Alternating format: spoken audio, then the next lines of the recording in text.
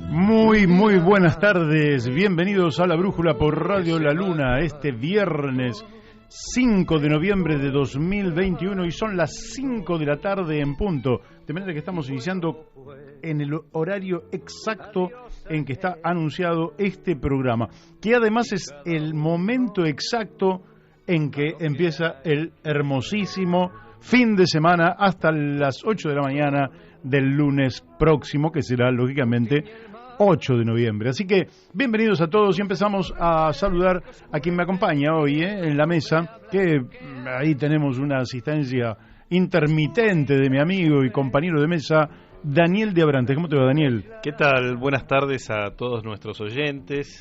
Y bueno, acá estamos de vuelta. Muy bien, de vuelta y de cuando yo salga unos días, aquí lo vamos a tener. Le vamos a dar los muy buenos días, muy buenas tardes a nuestro operador de los días viernes, nada más ni nada menos que el famosísimo Leandro Mugarza. Ahí está, Leandro es el que nos hace la operación de los días viernes y realmente lo hace espectacular, Bueno, nosotros seguimos sumando programas. ¿Qué programa es hoy? Es el número 351.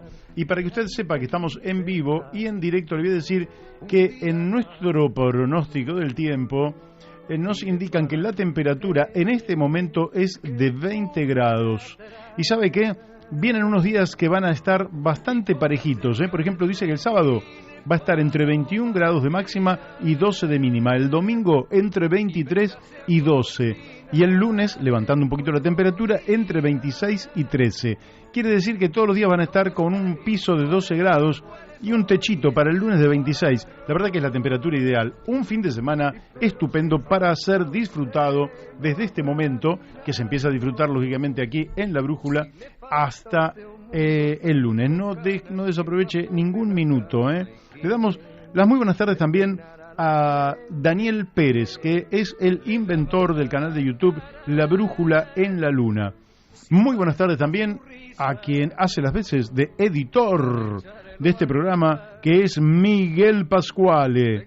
Le damos las muy buenas tardes también a Florencia Videberri, que es la realizadora de nuestros flyers de difusión, a partir de los cuales nosotros difundimos el programa, un programa que crece y no deja de crecer desde que empezó. Esta es la verdad, y es perfectamente verificable. Usted me dirá, pero crece a paso tortuga, Masitelli. Puede ser como usted quiere, pero eso no importa. Lo cierto es que estamos caminando y no sea cosa que se duerma la liebre y la tortuga la termine superando. Le damos las muy buenas tardes también a la doctora Mónica Colunga, que hace posible que nos escuchen en Corrientes Capital a través de Radio Fénix FM 92.1 MHz. Y también le damos las muy buenas tardes a Gustavo Figini, que hace lo propio en Uspallata, Mendoza, a través de Radio La Paquita, FM 88.9 MHz. Si usted quiere comunicarnos algo, lo puede hacer llamando al teléfono de la radio, 44 43 74 24.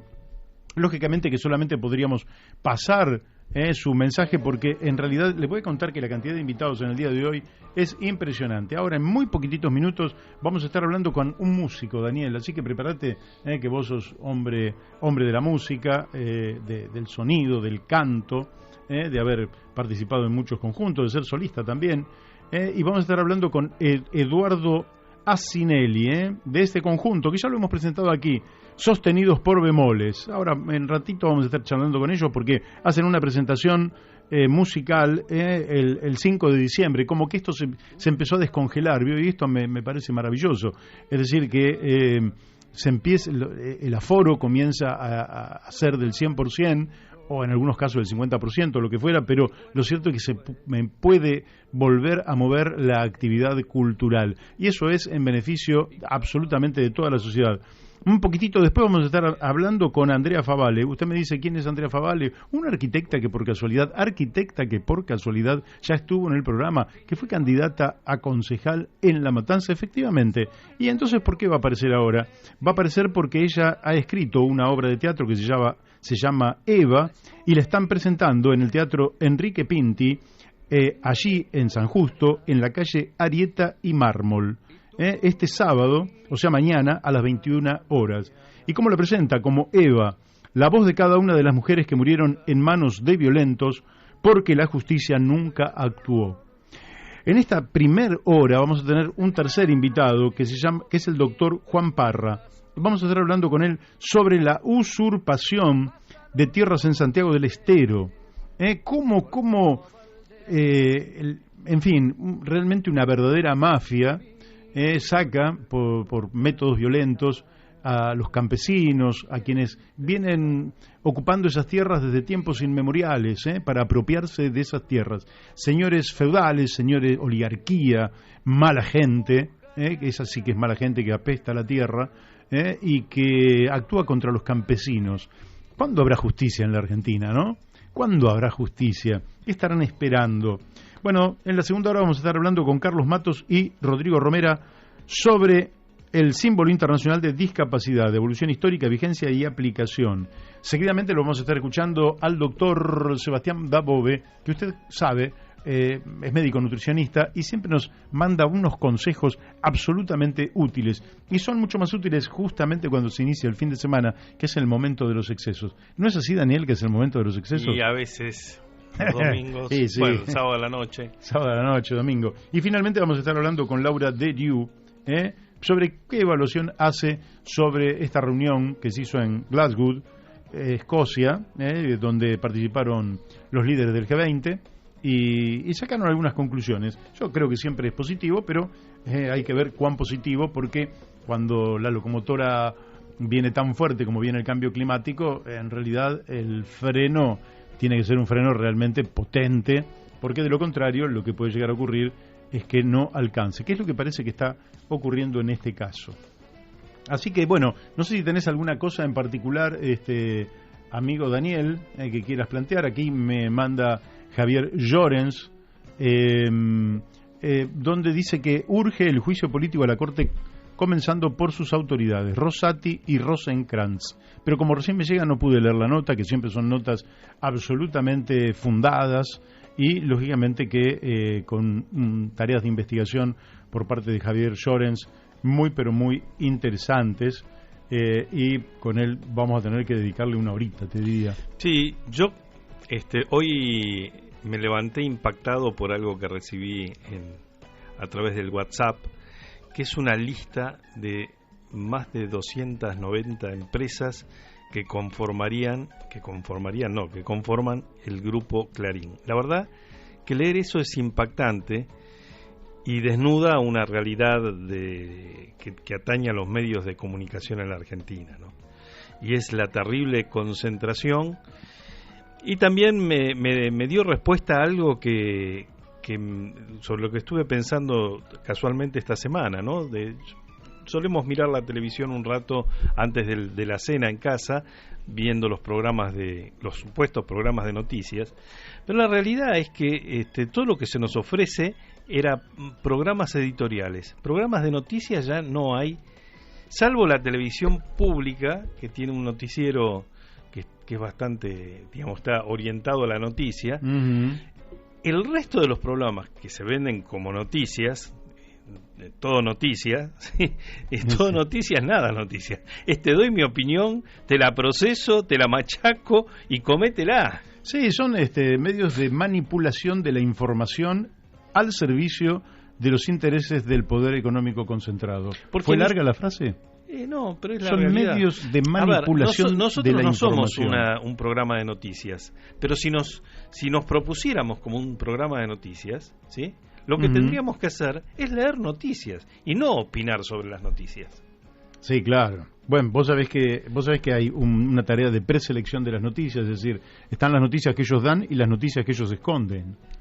Porque hay noticias pero que ellos esconden. Y las que dan las comentan y las adjetivan. Totalmente. Y las interpretan y le dicen que son, es decir, cosas que son absolutamente subjetivas en función de los intereses del grupo económico, te los dan como si las cosas fueran así. Bueno, yo creo que ya vamos a estar con Eduardo Asindri, que nos llama. Hola Eduardo, ¿cómo te va? Muy bien, ¿vos cómo estás? Bueno, ya estamos en el aire, Eduardo, porque en realidad la idea, ya estamos en el aire, así que no vamos a hacer comentarios técnicos, pero te agradezco muchísimo esta llamada tuya, que tiene que ver con que ustedes están haciendo una presentación próximamente, el 5 de diciembre, a las 20:30, allá en Palermo, si mal no recuerdo, en Bulnes 1350, sostenidos por bemoles, vida, ¿cómo se llama? El Mundo Interior. Mundo Interior. Están presentando Mundo Interior.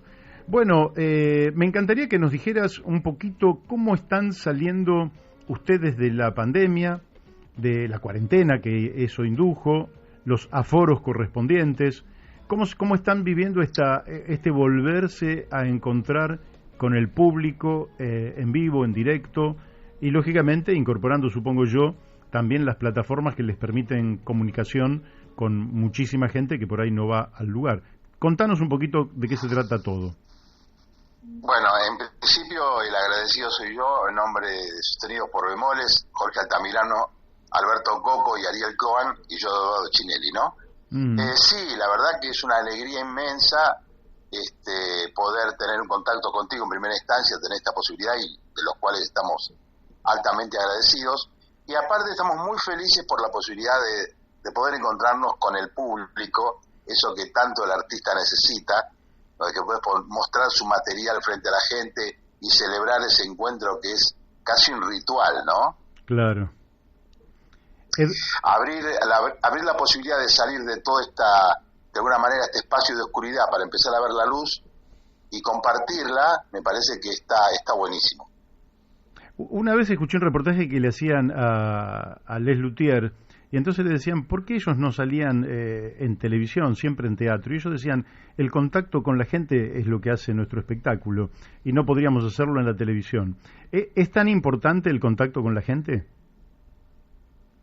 Mira, para nosotros en particular es vital, es vital porque el espectáculo tiene que ver fundamentalmente, no solamente con la música, sino con lo que pasa en esa comunión de generar un contacto directo, ¿no?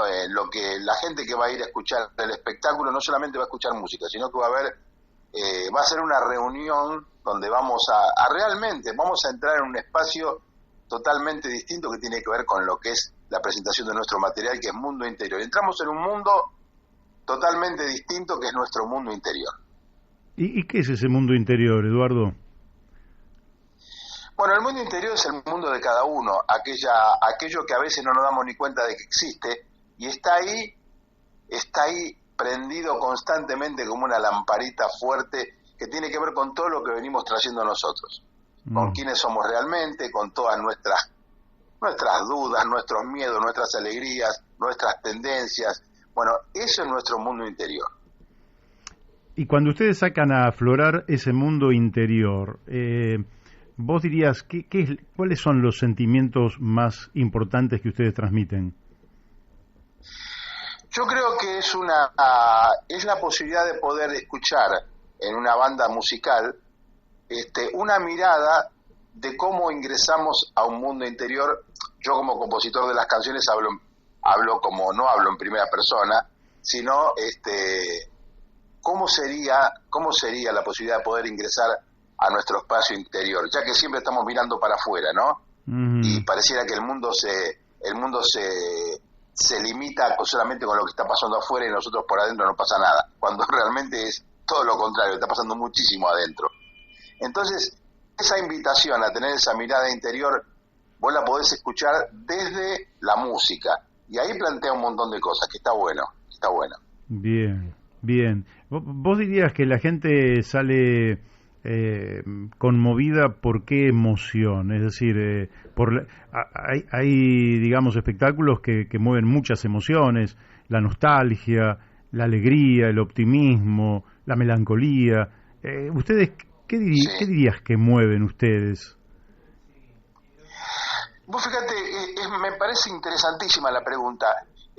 Nosotros mirando nuestro material, cómo está compuesto, porque ya calculo que en esta semana ya sale inclusive en todas las plataformas del mundo nuestro trabajo, Mundo Interior, es un viaje, cada canción es una historia distinta, que te lleva por diferentes emociones, la introspección, qué pasa cuando me encuentro con eso, que soy yo, el poder otra canción nos habla del encuentro con el amor, otra canción nos habla con la dualidad que tiene la vida, otra canción nos habla, hay esperanza, hay una mirada optimista, hay una mirada realista, hay una canción que se llama Toma riesgos, cuáles son los límites que yo mismo me estoy imponiendo para no lograr aquello que estoy queriendo. Bueno, un poco se maneja en eso, es un espectáculo donde se manejan muchas emociones cada tema y es un espectáculo de reflexión muy emotivo, por momentos muy arriba, y bueno, eso va a ser una gran noche. Bueno, sí, estoy seguro que va a ser así y espero realmente que sea un verdadero éxito. Y desde el punto de vista musical, ¿ustedes lo que hacen es estrictamente rock o es algo distinto? Y si fuera rock, más o menos en qué línea es en la cual vos sentís que están ubicados, que es la que a ustedes les cae mejor. Mirá, es una pregunta también excelente porque lo estamos preguntando en una reunión que tuvimos realmente qué estamos haciendo, ¿viste? Para los medios, por ejemplo, que nos han entrevistado de Latinoamérica, hacemos una música distinta a la que ellos están acostumbrados a escuchar.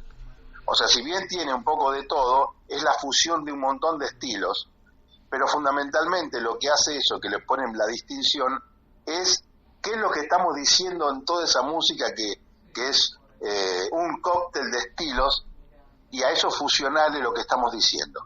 Entonces es algo totalmente distinto a todo lo que se escucha. Si bien es cierto que somos músicos donde nos ponemos dentro de lo que es la bandera del rock, pero la bandera del rock no como estilo musical, sino como propuesta musical. Uh-huh. Como forma de vida. Bien, bien. Bueno, me parece, y el público al que ustedes están llegando más, ¿qué es? ¿Un público de gente más grande, de pibes, más enérgico, más reflexivo? ¿Qué dirías vos? Así el que nos está escuchando dice, a ver, si se corresponde con mi personalidad, me está interesando este recital y por ahí me sumo. A ver, vos, ¿con quién dirías que te identificás? Sí. La plataforma que hay ahora, inclusive hasta te pueden medir por el Instagram, fundamentalmente Instagram, te mide cuál es más o menos la edad de los seguidores que te van siguiendo en tu plataforma. Uh-huh. Y nosotros estamos más o menos en la edad de los 30 para arriba. Ajá. A nosotros nos está haciendo gente de 30 años para arriba, aunque cuando hay gente un poco más joven que escucha la música, le llama la atención.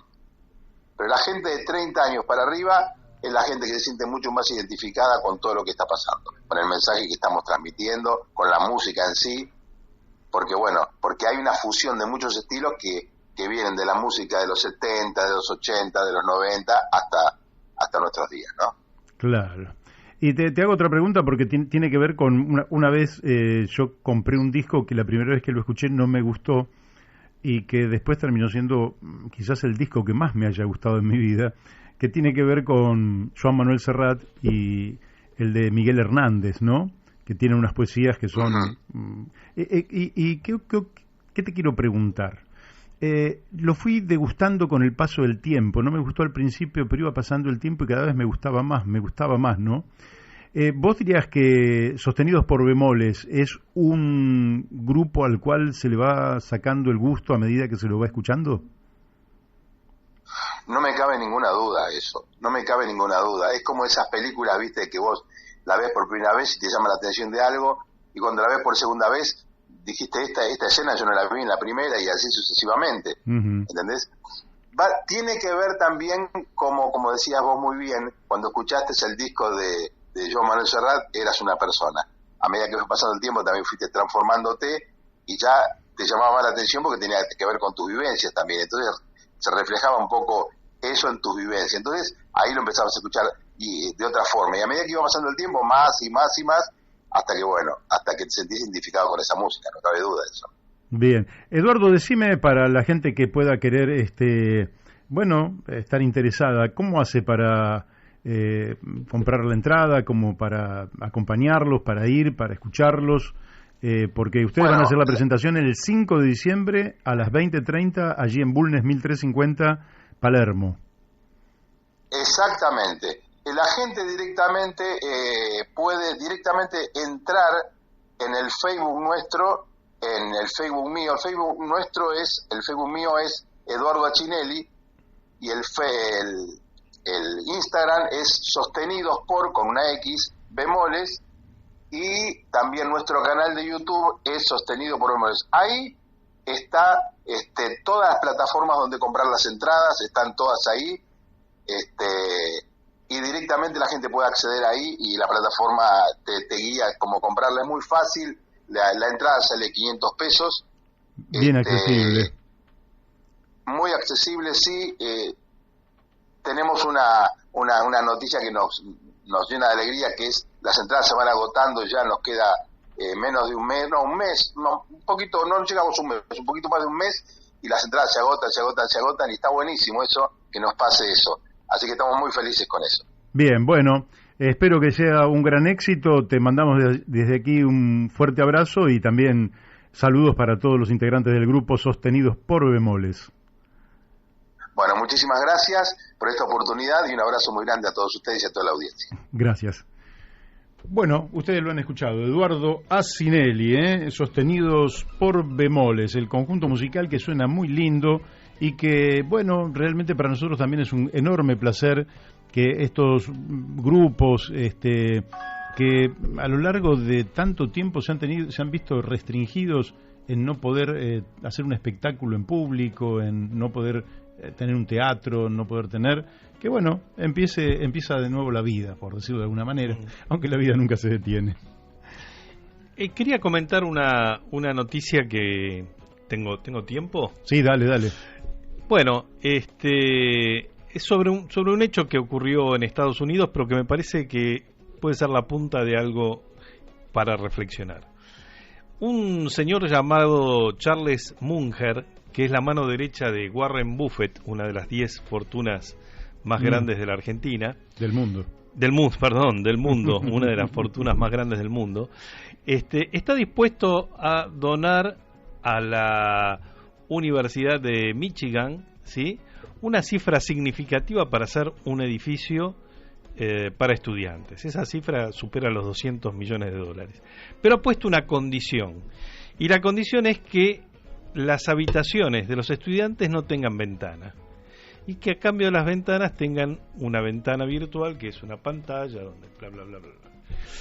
El comité de evaluación del proyecto se dividió en dos. Por un lado, los arquitectos, ¿sí?, o algunos arquitectos que defienden los conceptos de la buena vida, del buen vivir, del aire puro, de la luz y el sol, y los que defienden los intereses económicos que están detrás de las universidades.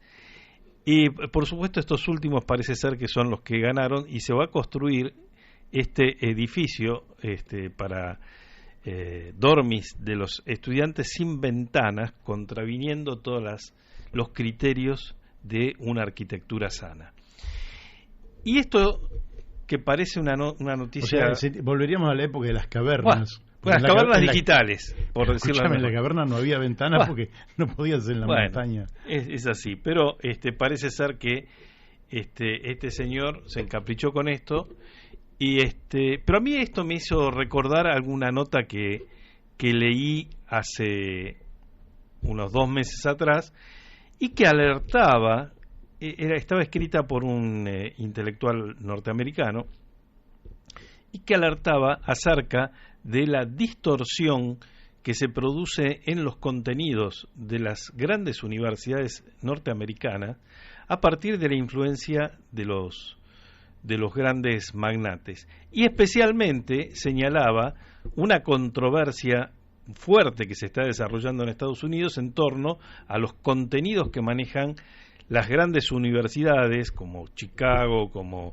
Harvard, ¿sí?, en torno a las carreras de economía, señalando que lo que allí se enseñaba no era la ciencia económica, sino programas adecuados a los intereses de una pequeña minoría. Y termino con esto, ¿sí?, que es una frase de este hombre mujer. Sí, parece que a los ricos no nos quieren mucho, pero prefiero seguir siendo un hombre rico y con dinero a no tener dinero y que me quieran. Y parece que el tema va por ahí, ¿no? Es el problema del poder, ¿eh? Es el maquiavelismo en estado puro, que te tengan miedo. ¿Por qué te tendrían que tener miedo, verdad? Bueno, pero yo creo que ya estamos, hablando de miedo, estamos en contacto con Andrea Favale, la arquitecta Andrea Favale. Buenas tardes, Andrea. Hola Mario, ¿cómo estás? Muy bien. Bueno, me interesaba charlar contigo porque mañana en el Teatro Enrique Pinti, en Ariete y Mármol, San Justo, cerca de acá se podría decir, ustedes están estrenando la obra Eva a las 21 horas. Creo que las entradas están agotadas, así que no estamos vendiéndole entradas a nadie, pero me encantaría, por la presentación que vos has hecho, donde decís que Eva es la obra de teatro, Eva es la voz de cada una de las mujeres que murieron en manos de violentos porque la justicia nunca actuó. Me encantaría que nos dijeras a qué te estás refiriendo con esto, más allá de que es un dato periodístico y de la realidad. Sí, la verdad que bueno, me tocó atravesar el tema de la violencia de género. Y bueno, en ese proceso uno pasa por muchos estados, ¿no? En principio, mucho desamparo, el no saber para qué lado ir, y una de las cosas que pasa es que uno va a hacer la denuncia. En mi caso me tocó, porque yo estaba viviendo en Capital en ese momento, en Lavalle, y está todo deshumanizado. Entonces uno va a hacer la denuncia, te encontrás que estás todo un día ahí, que uno también está esperando como un abrazo, un vaso de agua, algo, y terminás siendo un número, y en definitiva en ese mismo día no se resuelve nada, sino que encima, cuando uno cuenta toda la problemática, lo llaman al violento avisándole de que su mujer hizo la denuncia. Entonces ya a partir de ahí a la víctima se la pone en riesgo total. Uh-huh. Y bueno, hay muchos casos como el mío, con armas, con cuchillos, con situaciones muy extremas, en donde parecería que el femicidio está programado. Así que bueno, va por ese lado, porque la justicia tiene que replantearse bastantes cuestiones, y una me parece que es esa, que es el resguardo a la víctima. Claro, sin lugar a dudas, que realmente la justicia se ha mostrado impotente para resguardar a la víctima, a tal punto que, conforme información genérica que tengo, porque estoy muy lejos de ser un especialista en la materia, pero he observado que teniendo tobilleras buscan 1000 maneras de violentar esos límites que le impone la justicia, y finalmente no cae sobre estas personas ningún tipo de penalización por violentar de manera sistemática la zona que no debería franquear. ¿Por qué pasa esto en la justicia? Yo lo que pienso es que el violento no tiene límites. Uh-huh. Y encima, bueno, el ponerle la perimetral lo violenta más, porque el violento no acepta el límite, sino que siempre lo está transgrediendo. No lo acepta en el mano a mano, en decirle, no, mira, es hasta acá. Menos lo va a aceptar cuando hay un supuesto poder que se lo diga.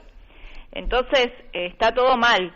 Y por otro lado, yo cuando digo que la justicia parecería que está todo muy organizado, hasta incluso desde lo económico, porque son un montón los juzgados que hay con expedientes civiles de violencia, que después se transforman en expedientes penales cuando pasa el femicidio. ¿Y qué pasaría si no habría violentos? Dejarían de existir un montón de juzgados, un montón de jueces dejarían de cobrar. Entonces parecería que es un sistema que, por eso yo digo que es un sistema perverso, porque la obra se llama Eva, dejar de ser víctima del sistema perverso. Uh-huh. Es un sistema que lo retroalimenta. Cuanto más violentos hay, más jueces va a haber, y civiles, y cuanto más femicidios haya, va a haber más jueces penales. Es un horror lo que decís, pero es así. Es decir, si la sociedad, por ejemplo, me voy por un costadito, pero si, por ejemplo, durante un año no hubiera un solo crimen, no hubiera un solo robo, y bueno, la policía empezaría a perder significación en esa sociedad y un conjunto muy grande de intereses se vería afectado, ¿no? Es tremendo lo que estás diciendo. ¿Y qué particularidad tiene el hombre que busca imponer su voluntad en una pareja a través de la fuerza física, a través de la violencia? ¿Qué es lo que pasa por la cabeza de ese hombre? ¿Es un violento o es violento solamente con su mujer porque la relación de fuerzas le es favorable, pero si se encontrara en la calle con alguien más grande que él, ahí no sería tan violento? Yo creo que no solo, está la violencia física, sino también la violencia psicológica, la denigración, la manipulación. Entonces, no siempre es el tamaño o la fuerza, sino que es psicológico. Yo creo que el violento se atreve a manipular a cualquiera, a cualquiera, a un jefe, en su ámbito de trabajo, en la calle, manipula y psicológicamente denigra, porque se tiene que sentir sí o sí superior y se tiene que sentir con el poder de que puede dominar a cualquiera. Claro. Por lo cual me parece que no tiene que ver con el físico, sino que tiene que ver con un grave problema emocional del violento. Pero en general lo que se observa es que es del hombre hacia la mujer. Y en general el hombre tiene más fuerza física, por decirlo de alguna manera, con las excepciones del caso, pero en general pareciera que, sobre todo en los casos de femicidio, me parece que pasa más por ese lado. ¿Vos decís que no? Yo pienso que vivimos en una sociedad que es un patriarcado, que todavía a la mujer nos cuesta un montón llegar a un montón de ámbitos, como por ejemplo el ámbito de la política. Muchas veces, yo que también ando por esos lugares, también me siento muy denigrada muchas veces. No, vos que sabés. O por ejemplo, en mi caso, que soy profe en escuelas técnicas, había entre los directivos el que era hombre podía hacer un contrapiso en el patio y yo que era mujer tenía que dar trabajos prácticos, porque yo soy de taller, ¿no? Claro.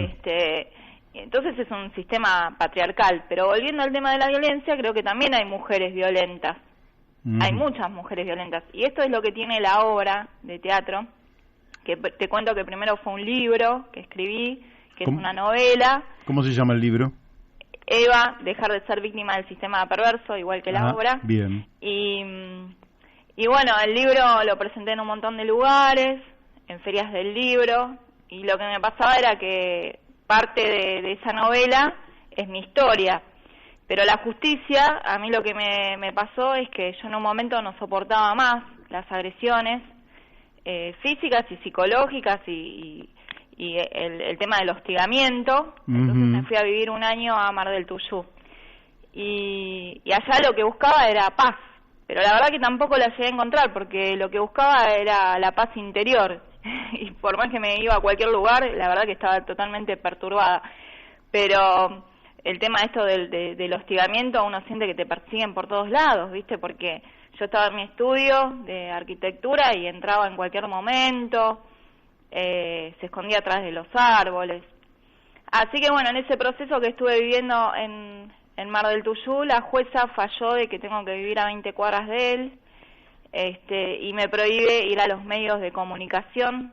Hace 3 años me prohibió ir a los medios de comunicación por apercibimiento penal. Pero esa jueza está por fuera de la Constitución Nacional.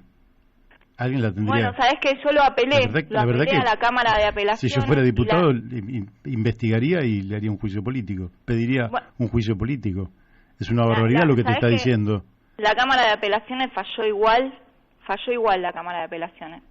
Me dieron 48 horas para volver, y con esa restricción de no ir a los medios de comunicación y vivir a 20 cuadras del violento para mantener un vínculo filial para la salud de mi hija. Pero no pueden, a ver, ese es un derecho constitucional, de manera que ellos no pueden violentar un derecho constitucional. ¿cómo no vas a poder comunicar una vivencia tuya, una experiencia de vida, algo que además puede servir para otras personas que se pueden sentir identificadas, que les podés abrir los ojos para que observen que hay caminos para recorrer? ¿Cómo no vas a hablarlo? ¿De dónde salió ese criterio? Realmente me dejás azorado. La verdad que no solo me encontré con sorprenderme con esto, sino con un montón de cosas.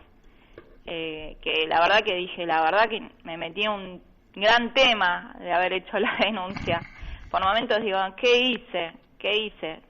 Bueno, pero de todas maneras tuviste, bueno. Yo hace poco me llegó una nota importante que te sacó el diario La Nación, y creo que también eso te puede llegar a ayudar, porque realmente no creo que ningún juez realmente pueda decir que a La Nación qué es lo que puede y qué es lo que no puede sacar, o a quién puede o no puede reportear, o que alguien tenga prohibida su posibilidad de expresión, que es una libertad básica en los regímenes democráticos. En fin, pero contame ya para ir cerrando, contame qué se va a encontrar la gente que vaya a ver mañana a las 21 horas al Teatro Enrique Pinti en la calle Arieta y Mármol en San Justo. ¿Qué es lo que se va a encontrar con esta obra, Eva? Sin que nos cuentes el final. Claro. Bueno, lo que se recorre durante toda la duración de la obra es el tema de distintas violencias, de cómo es una obra muy reflexiva, que no es que termina ahí, sino que cada uno cuando se vaya lo va a pensar por ahí, no en el momento, pero va a surgirle bastantes cuestionamientos con respecto sobre todo a la naturalización de la violencia.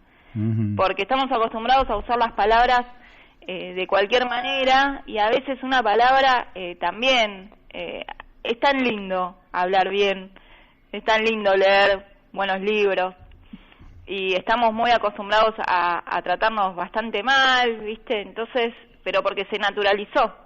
Y bueno, la obra es una obra moderna, porque tiene mucha música, que está acompañado por los sentimientos que pasan en cada escena. Son 18 escenas, cambios de vestuario. Participan Diana Farinato, Marta Rodríguez, Susana Donati y yo, Andrea Favale, como actrices. Yo soy la autora y Susana Donati la directora. Y bueno, pasamos desde femicidios hasta cómo actúa la hija que queda sola, el romanticismo desmesurado, la idealización, que después la idealización lleva a un tema muy ilusorio de lo que es la otra persona. Tiene un montón de condimentos, incluso también la violencia de la mujer, porque el fin, por sobre todo, que tiene la obra es el tema del cambio judicial. Ajá. Bien. Sería como apuntar rápidamente a eso para que no haya más víctimas. Muy bien. Bueno, Andrea, el doctor Leandro Bacelo, abogado, pregunta hacia vos, dice, Andrea, ¿puede ir a tu medio? Y yo le respondo que sí, y como le respondí a él, también te respondo a vos. Cuando quieras acercarte por el estudio de Radio La Luna, estás invitada. Y te deseo para mañana lo mejor. Bueno, muchísimas gracias. Gracias por la entrevista y saludos a vos y a todos los oyentes. Muchas gracias. Bueno. Chau.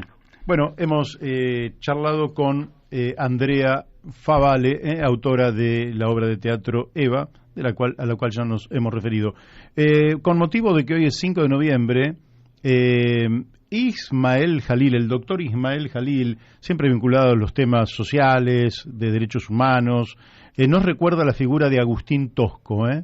Dice Ismael Jalil, Agustín Tosco, un grande del sindicalismo no solo porque defendió a muerte los derechos de los trabajadores y el convenio de Luz y Fuerza que aún los beneficia casi 50 años después, hay otra cosa clave.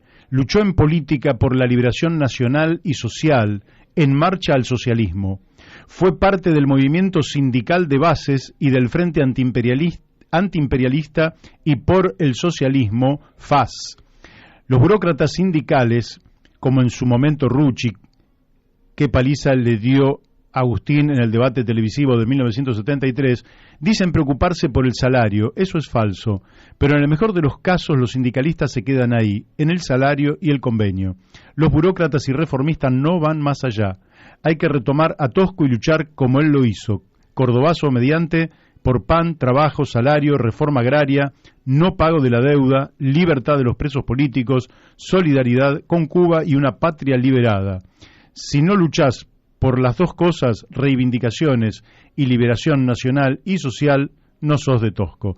No mereces invocar su nombre cada día 5 de noviembre. Bueno, son palabras del doctor Ismael Jalil, amigo nuestro del programa, que nos ha recordado una figura ya legendaria del sindicalismo argentino, a esta altura de los tiempos casi, y observando lo que es el mapa del sistema sindical argentino, diríamos casi un prócer del sindicalismo nacional, del que no se encuentran figuras en paralelo al día de hoy, pero seguramente las habrá y ojalá las haya y nosotros no las conozcamos. Hombre de una integridad moral, política, sindical, mientras hacía gremialismo trabajaba, no se desvinculó jamás de las labores manuales que hacía en Luz y Fuerza y desarrolló un sindicato realmente del cual hoy, ¿verdad?, casi 50 años después, todos los integrantes están orgullosos de haber tenido un dirigente como Agustín Tosco. Y yo menciono otro que está cerca también de nuestro corazón y que es el maestro Alfredo Bravo. Así es, Alfredo, nuestro querido Alfredo Bravo. Estamos en contacto con el doctor Juan Parra. Buenas tardes, Juan. ¿Qué tal? Buenas tardes. Un placer. Muchísimas gracias por comunicarnos y un saludo grande para la audiencia. Bueno, para la audiencia le decimos que estamos hablando con el doctor Juan Parra y que se están viviendo en Santiago del Estero situaciones que realmente a uno le hacen hervir la sangre, pero no me gustaría describirlas a mí, que estoy tan lejos. Me gustaría que usted nos describa la situación y cómo están evolucionando las cosas y después qué podemos hacer para que eso cambie. Pero antes descríbanos la situación de aquella realidad. Bueno, la verdad que, creo que ya es por todos conocidos que Santiago del Estero hace aproximadamente unos 70 años que sufre una situación política muy dura, muy difícil y nunca dejó de ser una provincia feudal como los típicos casos de aquí del norte argentino. Sí. Como consecuencia de esto y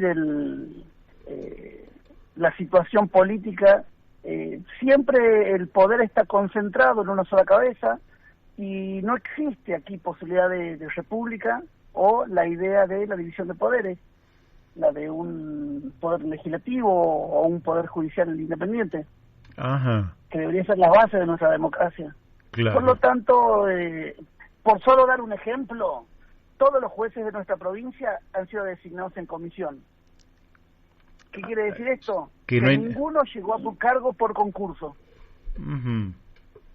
De manera que todos tienen la renuncia puesta a disposición del Ejecutivo Provincial. ¿El 100% de los jueces? Sí, porque están a merced de la designación política, obviamente, del señor gobernador. Uh-huh.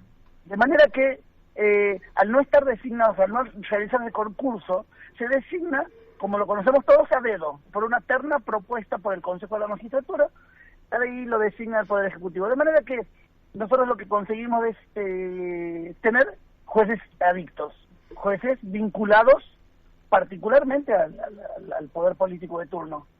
Por lo tanto, no tenemos jueces independientes. Y lamentablemente eso es la punta del iceberg.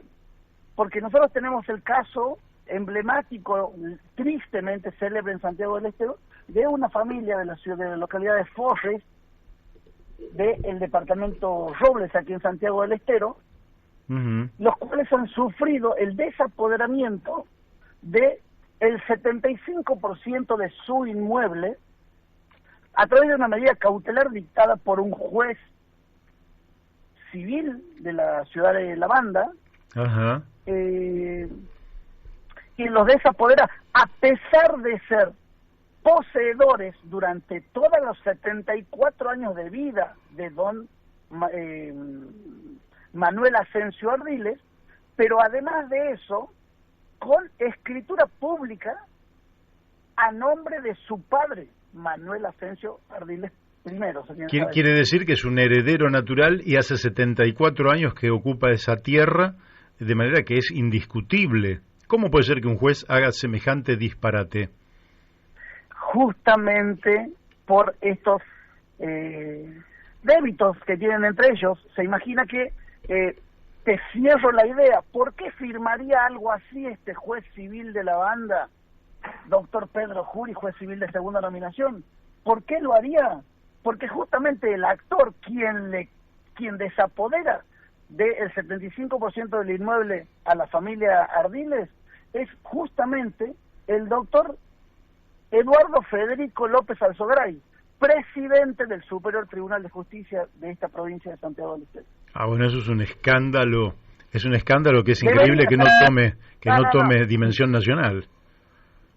Debería hacerlo, pero si no fuera por micrófonos audaces como el de ustedes, no contaríamos con la más mínima posibilidad de difundir esta triste realidad que nos sucede aquí en Santiago del Estero.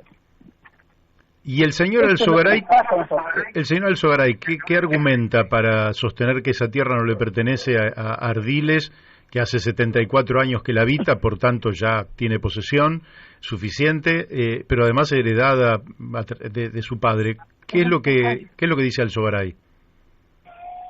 No, él sostiene tener derechos de una merced real, luego de una merced de la gobernación del año 1800. Del año 1800. Sí. Bueno. Pero no acredita ningún título en relación al inmueble. ¿Y qué dice esa merced que ningún oyente nuestro sabe lo que es una merced? ¿Por qué no nos explica un poquito cómo se otorgaban tierras hace 220 años atrás, antes de que se hiciera la Revolución de Mayo?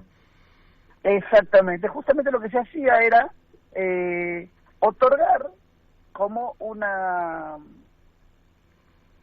justamente, bueno, se llama merced porque dependía de la autoridad de turno, que podía ser esto una merced real o no. En este caso lo es de esta merced en la gobernación, de justamente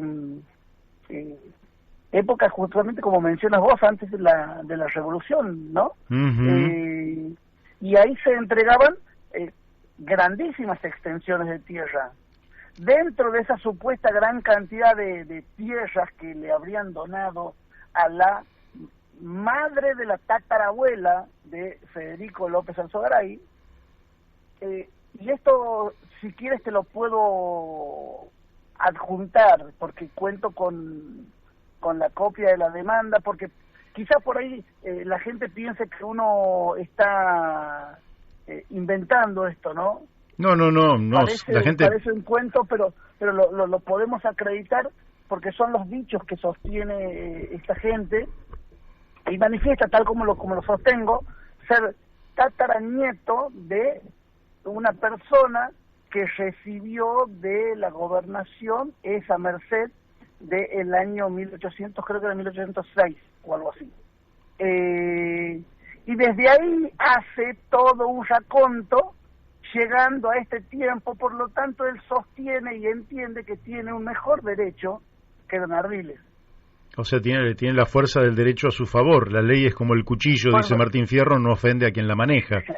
Exactamente. Sí, claro. Aparte dice, la ley es tela de araña, en mi ignorancia lo explico, no la tema el hombre rico, nunca la tema el que mande, pues la rompe el bicho grande y solo enrieda a los chicos. Y acá Ardiles es el bicho chico que ha quedado en esta telaraña mafiosa, lo digo yo, mafiosa y corrupta, porque esto es insostenible, y la verdad que vamos a tratar de que esto tome dimensión. y que alguien realmente haga que esto estalle en los medios de Buenos Aires. Y este hombre Alzogaray, ¿por quién fue designado? Por el poder, justamente por el poder político permanente de Santiago del Estero. Absolutamente, absolutamente. Como ingresan todos los colegas abogados a la función pública. Primero a través de una obsecuencia supina al poder de turno, en alguna asesoría, luego como secretarios de algún juzgado, de acuerdo al tipo de trabajo desarrollado, comienzan a ascender y se transforman en jueces de paz letrado, en jueces civiles, y cuando ya cuentan con algunos trabajos importantes, ya comienzan a ascender hacia las cámaras. Uh-huh. Y luego el premio mayor de toda esta gente, por supuesto, es el Superior Tribunal de Justicia. Hay injusticia en el caso de Santiago del Estero. Claro. Lamentablemente. Y sigamos con este caso concreto de Manuel Asensio Ardiles. ¿De qué cantidad de tierra estamos hablando? 30 hectáreas. O sea que le estarían sacando 22 hectáreas y media. 27 de las 30.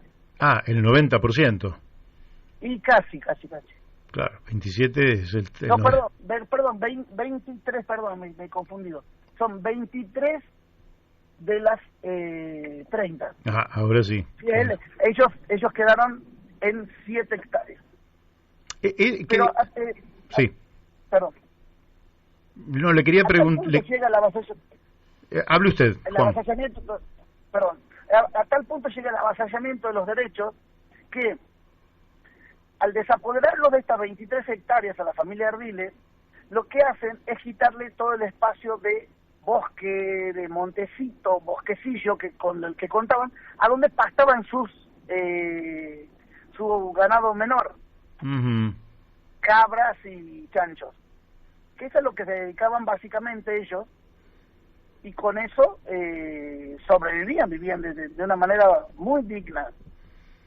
Y en las 7 hectáreas restantes, a donde está su inmueble, y a la par, ellos contaban con 7 hectáreas con riego, que es algo sumamente importante en Santiago del Estero, y en ese terreno ellos sembraban alfalfa, maíz, avena, trigo, todo para lo necesario para sus animales. De manera que ellos tenían un esquema armado y producían toda la comida que necesitaban sus animales, y tenían animales a lo largo de todo el año, de manera que ellos vivían de una forma muy digna. Claro, en un espacio muy chiquito, porque 30 hectáreas es en Santiago del Estero es un minifundio. Sí, absolutamente. Pero tenemos que tener la importancia de distinguir que estábamos hablando de hectáreas con riego. Claro. ¿Sí? Que claro. Eso no representa ni siquiera el 20% de la superficie de Santiago del Estero. Lógico. En este espacio, ellos no solo son desapoderados de 23 de las 30 hectáreas, sino que además se les quitó deliberadamente el canon de riego. Cuando don Manuel Asensio Ardiles, luego de haber recibido la notificación de la demanda, concurre a la unidad ejecutora de riego, le manifiestan ahí que ya no puede pagar el canon, porque el canon ya no está a su nombre. Y cuento con la última boleta, en la cual ya como nuevo titular del canon de riego de esas hectáreas, pasó a nombre del señor Eduardo Federico López Alzogaray. Hasta se apropió del agua, claro, de don Ardiles. Claro. Algo realmente imperdonable, pero imperdonable para cualquier argentino o santiagueño.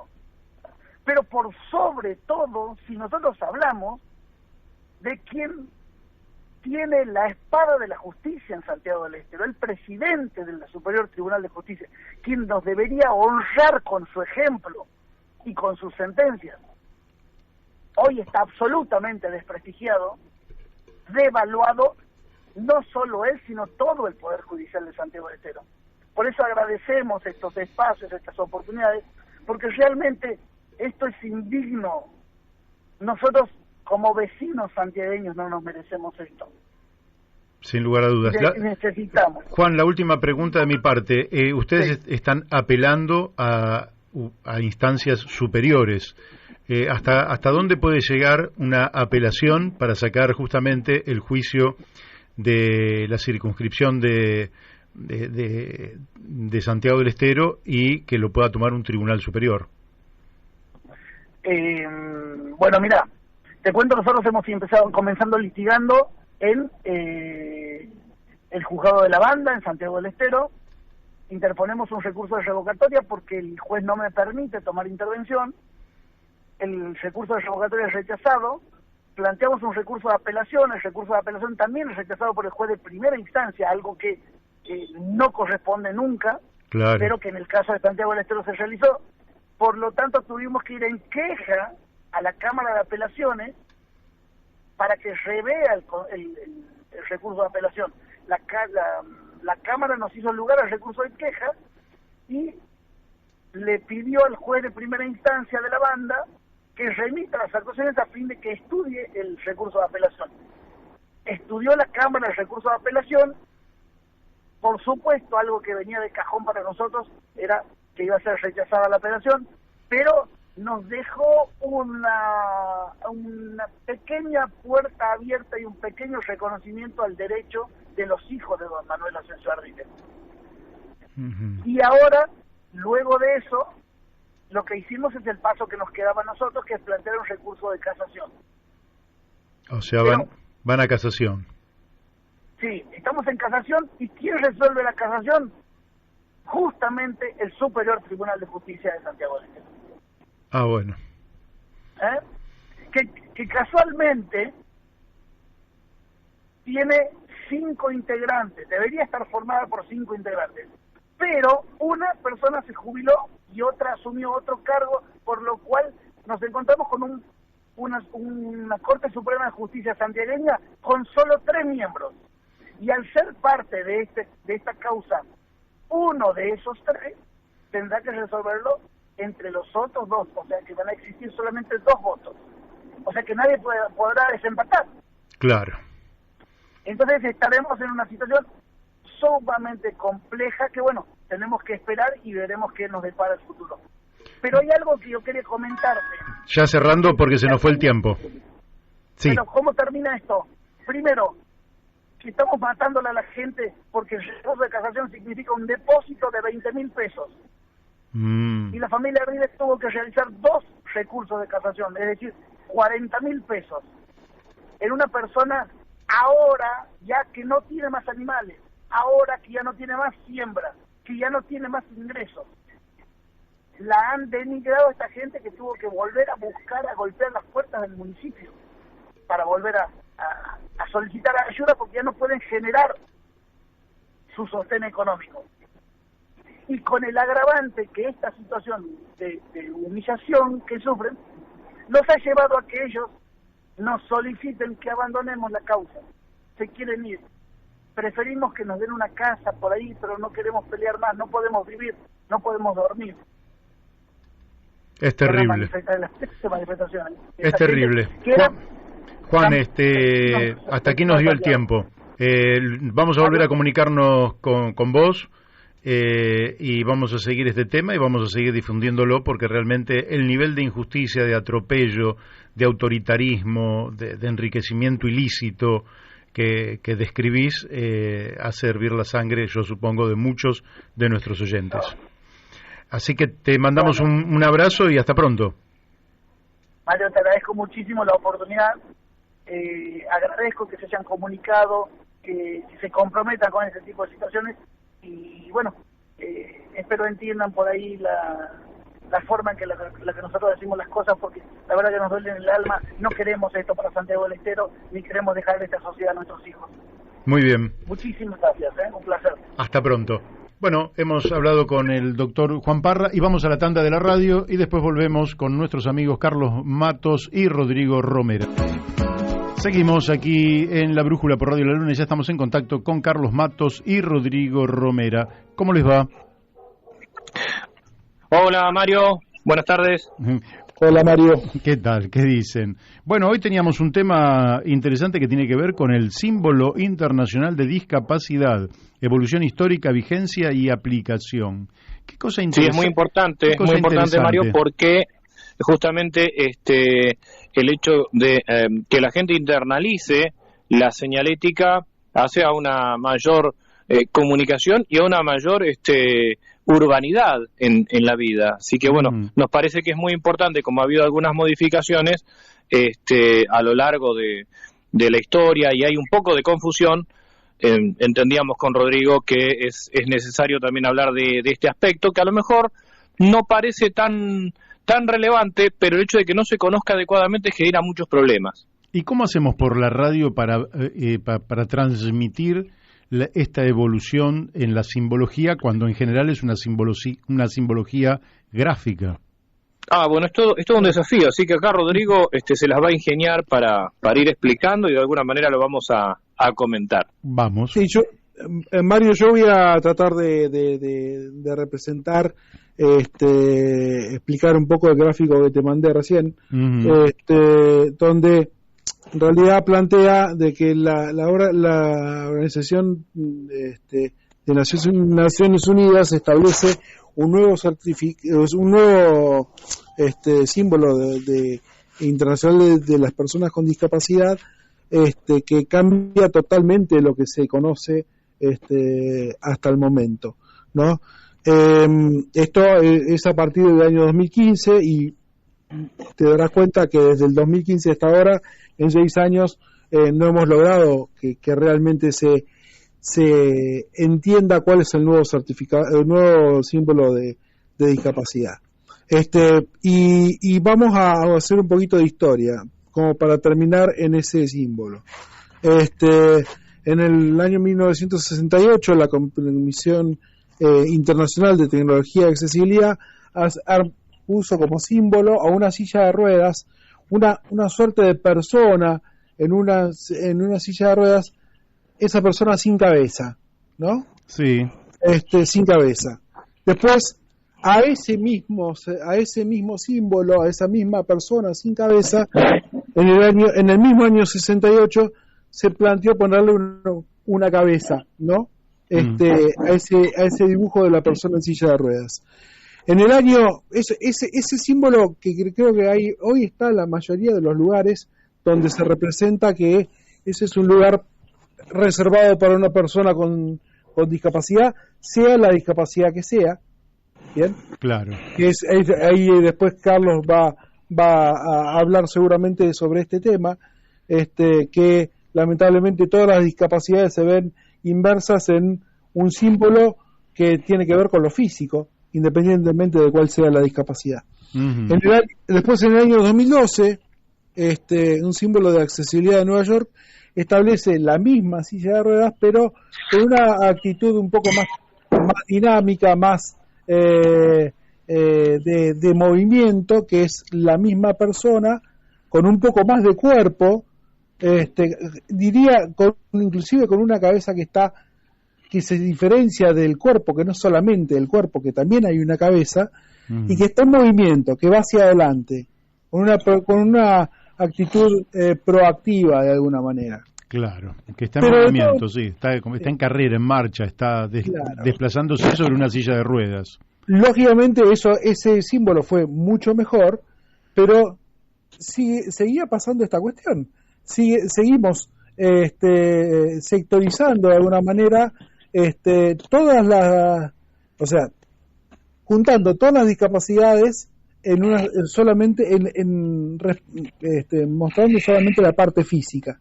Uh-huh. Bien, entonces las Naciones Unidas crean un símbolo que está representado, acá me va a decir bien Carlos, en el nombre de Vitruvio, ¿no? De forma muy muy simple, que es una personita una persona con la cabeza parada, con dos brazos y dos manos, que están en un círculo, como la ejemplificación, el dibujo del hombre de Vitruvio. Y lo que podríamos hacer, Rodrigo, es como el programa tiene su página, su fanpage, decirle a Mario que lo ponga, ¿no? Lo mismo en la radio, como el símbolo actual, como para que se conozca. Esto que marcaba Rodrigo es muy importante, porque ¿a qué se debe el predominio de la cuestión motriz en el símbolo? Bueno, recordemos que hubo una epidemia, en realidad fue una pandemia de polio, ¿no? Y eso hizo que se hablara de discapacidad predominantemente en lo físico y en lo motor. Además, bueno, veníamos de la posguerra, es decir, hubo varios elementos que hicieron que se sesgara hacia lo motor, hacia la cuestión, hacia la discapacidad motora. Claro. Y entonces, claro, también nos encontramos con un problema, que cada vez que se hablaba de barreras, se hablaba de barreras arquitectónicas. Y que está bien, o sea, obviamente que las barreras arquitectónicas dificultan la vida y discapacitan la vida de gran parte de la ciudadanía. Pero las barreras no son solo arquitectónicas, son también comunicacionales, son actitudinales, lo hemos hablado muchas veces. Sí. Tenemos que recordar que las discapacidades, en una primera clasificación, se ordenan, se dividen en discapacidades físicas, discapacidades sensoriales, discapacidades intelectuales y psicosociales. También entran las viscerales. Las físicas, bueno, son todas aquellos impedimentos que tienen que ver con el físico, con la movilidad, pero muchas veces se dividía erróneamente las discapacidades en físicas y mentales a secas, que está mal, ¿no? Porque, por ejemplo, la ceguera, la sordera, no son discapacidades físicas. Obviamente se ubican en el físico, pero la discapacidad se refiere a la función que se ve obstruida, obstaculizada. Y en este caso, sordos y ciegos somos personas que encuadramos dentro de lo que es la discapacidad sensorial. A eso se debe el cambio, digamos, del símbolo, para que haya una idea más general. También tiene que ver la creación de los símbolos, tiene que ver con de qué forma nos perciben, no cómo nos autopercibimos las personas con discapacidad. Claro. Es decir, cuando se hablaba de discapacidad, ¿qué era lo que percibía el resto de la sociedad? Entonces, el tema era la silla de ruedas. No llegaba a tener la entidad de discapacidad el resto de las, entre comillas, de los impedidos, ¿no? Ahora, claro, no porque estuviéramos dentro de la categoría de lo normal, sino porque evidentemente no teníamos el suficiente peso. Eso hacía grandes rasgos. Por eso es importante, y esto que decía Rodrigo, que el último símbolo toma un poco la reformulación de lo que fue el hombre de Vitruvio. Creo que ahí en el gráfico, Rodrigo, yo no recuerdo en este momento si se habla justamente de las distintas barreras también o no. No, eso no lo tengo presente. Sí, en este gráfico está planteado, habla de alguna manera 4 puntos que tienen que ver con los dos brazos y los dos pies, las dos manos y los dos pies. Sí. Uno es, las barreras en el espacio, con los objetos, la barrera comunicacional y la actitudinal, que tiene que ver con los servicios. ¿Bien? Predominantemente con los servicios. ¿Y qué es lo que representa este nuevo certificado? Símbolo. Habla de la armonía entre todos los seres humanos en la sociedad. Representa la esperanza, la igualdad de acceso para todos. Simboliza, dice, la inclusión de las personas de todos los niveles en todas partes. Es un símbolo neutral e imparcial. Porque de alguna manera, este símbolo de estos símbolos anteriores lo que reforzaban y que de hecho hoy en día sigue estando, el tema pendiente de la sociedad para con las personas con discapacidad física. Está planteado eso, pero ni siquiera se plantea en la sociedad el resto de las discapacidades. El tema pendiente en cuanto al desarrollo de la accesibilidad para todas las personas. Eso es importante, y cómo lamentablemente este símbolo de la silla de ruedas ha generado eso también. Claro, acepto yo que el símbolo nuevo, que es del 2015, no sé si lo tengo, seguramente lo tendré visto, pero no lo tengo incorporado como un signo de discapacidad. Es realmente interesante que Naciones Unidas haya tomado esto y que se establezca a nivel mundial, porque entonces una persona yendo a cualquier país del mundo se va a encontrar con un símbolo y lo va a entender.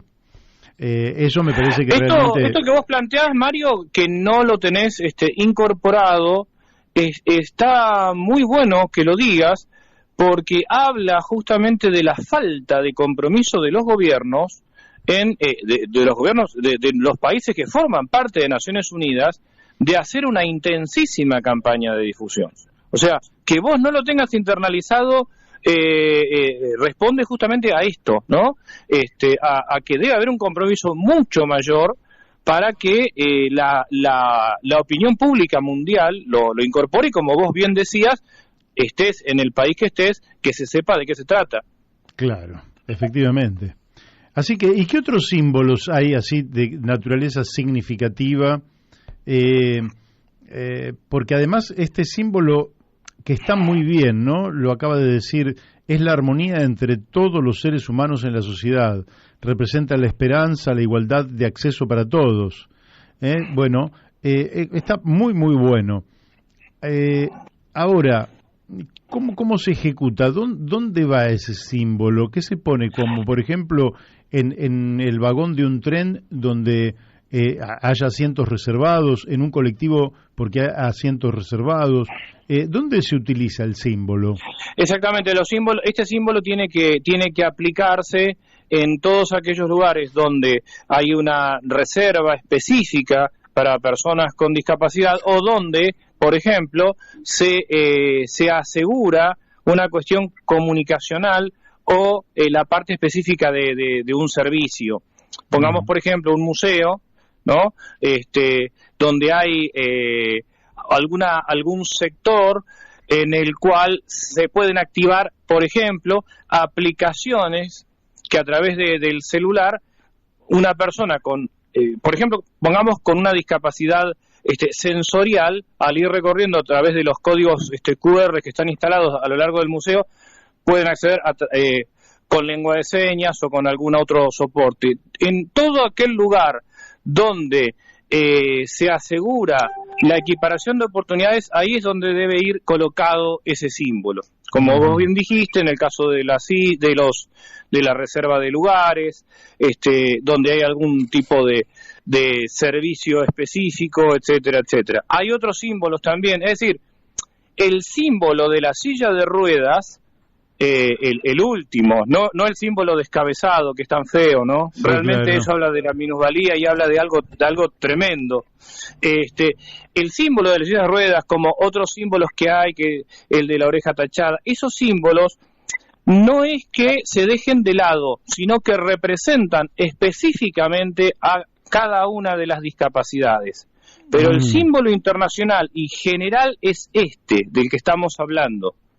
Los otros símbolos pueden utilizarse cuando estamos hablando de un servicio específico hacia esa discapacidad. Correcto. Lo maravillosamente desafiante de este símbolo es que no está demostrando una discapacidad. Bien, los otros demuestran una discapacidad. El de la persona ciega tiene una persona con un bastón. El de la persona con una discapacidad física tiene la silla de ruedas. No está demostrando, está mostrando que todos somos diferentes con iguales derechos. Es algo, es hermoso, digo, pero es muy difícil poder, va a ser muy difícil poder establecerlo como símbolo internacional y que todo el mundo lo entienda con el real sentido que tiene. Bueno, pero hay que incorporarlo al sistema educativo. Es decir, dentro de todas las cosas que aprenden los niños, tienen que aprender este símbolo, porque entonces ya lo tienen incorporado y, bueno, transitan toda la vida, ya sabiendo de qué se trata, y aparte porque es una disposición de Naciones Unidas, lo cual le da realmente una enorme jerarquía. Cada día más los problemas son de naturaleza mundial, a pesar de que la pandemia nos ha restringido brutalmente en el movimiento, pero las decisiones siguen siendo de naturaleza global. Y Renato Ortiz justamente habla, ¿no?, de esta cuestión de la memoria mundial, de que ya todo es mundial, sin por eso desconocer las particularidades de cada uno de los lugares, de los países, de las regiones. Pero estamos en un sistema mundo que tenemos que reconocer que existe, porque si no tampoco podemos reconocer las desigualdades que hay dentro de ese sistema mundo, ¿no? Sí, y al mismo tiempo aprovechar en el sistema mundo como una especie de areópago que son las redes, y poder justamente hacer funcionar estos correajes en función del pueblo, y que así como el sistema de semáforos es prácticamente conocido en todo el mundo, bueno, esto también.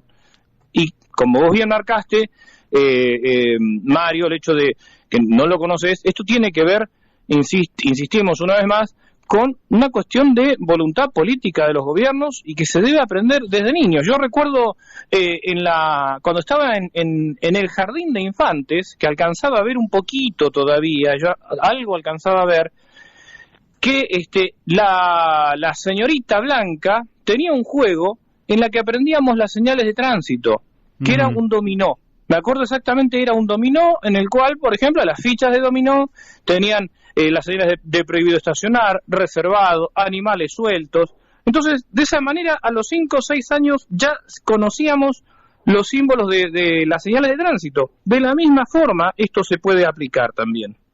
Efectivamente, claramente. ¿Y cómo se aplica ahora esta simbología en la escuela? No sé si ya hemos hablado algo, pero tangencialmente. ¿Cómo en la escuela un chico con discapacidad se suma a una clase igual que el resto? ¿Cómo se maneja eso? Justamente. Ese es un tema extensísimo, ¿no? Eso es por ahí para otro programa, para poder hablar un poco de lo que es el proceso de inclusión, lo que era la integración en su momento, lo que se llama, lo que es inclusión, como en la Argentina fue pionera en esto, como en muchas otras cosas ha sido pionera y después quedó muy rezagada. Después tuvimos años de oscuridad, cuando bueno, luego del Congreso Pedagógico avanzaron ciertos sectores de derecha, y bueno, ya sabemos lo que pasó después con la Ley Federal de Educación y una serie de cosas que pasaron. Y ahora, bueno, hay muchos que redescubren la inclusión como algo nuevo, pero en realidad Argentina verdaderamente fue pionera en esto. Pero es un tema larguísimo, Mario, no sé, porque ya tenemos el último minuto. Pero lo podemos preparar. Nosotros no estamos remando contra la corriente. La Argentina, que fue un país que integró a millones de trabajadores, a millones de inmigrantes, a millones de cabecitas negras, a millones de pueblos originarios. Este país que fue una verdadera maravilla en la historia del mundo, de pronto empezó a marginar. Este es un país que empezó a marginar a los pobres, empezó a marginar a los niños. Es increíble lo que hace la Argentina con la niñez, con los adolescentes. Es una Argentina que discute la edad de imputabilidad. Es una Argentina que que está avasallando derechos continuamente, una derecha que se nos viene encima y que no viene para que se ponga en blanco los que están en negro, sino para que vayan al negro los que están en blanco. Una Argentina que le está echando la culpa a los pocos trabajadores que ganan un sueldo más o menos digno de los costos que tiene el país y que por tanto no puede salir adelante. En ese contexto están ustedes dando una lucha por un sector que no es para el sistema muy atractivo, porque para el sistema lo único atractivo es tener ganancia. La ganancia es plusvalía y la plusvalía es explotación o de naturaleza o de seres humanos. En ese contexto esta lucha me parece apoteótica, épica. Sí, y verdaderamente esto de la plusvalía, vamos a poner un ejemplo, seguramente Rodrigo va a coincidir, un tremendo ejemplo que es que en muchos casos, con la excusa de los cursos de capacitación para personas con discapacidad, están precarizados, haciendo eternas pasantías, en muchos casos haciendo trabajos que hacen empleados que están en blanco, pero con la excusa de estar capacitándose, siguen estando precarizados. Entonces, cobran una especie de estímulo cuando en realidad están aportando la misma fuerza de trabajo que otro trabajador, que otro obrero, en la misma carga horaria. Sin embargo, esa explotación encubierta no se ve. Sí, y encima tienen el tupé de incorporarlos al porcentaje, a ese 4% que por ley los gobiernos deben,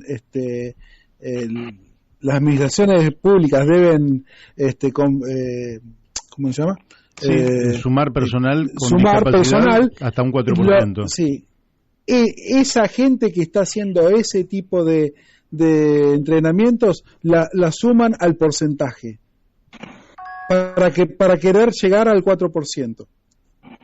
Tremendo. Sin que pasen a planta permanente, por caso, ¿no? O sea, sigue estando esa cuestión precarizada, y nos encontramos, por ejemplo, con algunos estímulos a la empresa privada, mediante el cual el Estado corre con gran parte del sueldo, y entonces termina todo siendo una tremenda trampa. Pero nos estamos metiendo en temas cada vez más complejos, Mario, pero hay que tocarlos. Hay que tocarlos, lo haremos en próximas intervenciones de ustedes. Y vamos a seguir, porque no vamos a abandonar este tema, porque este tema bien vale la pena.